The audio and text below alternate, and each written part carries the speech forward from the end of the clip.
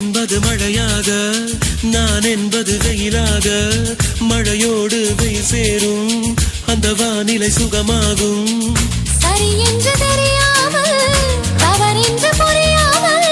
இதில் வந்து சேர்ந்தேன் நான் எதிர்பார்க்கவில்லை நான் என் வசம் இரண்டடுக்கு ஆகாயம் இரண்டிலும் போகுதே என் காதல் கார்மேகம்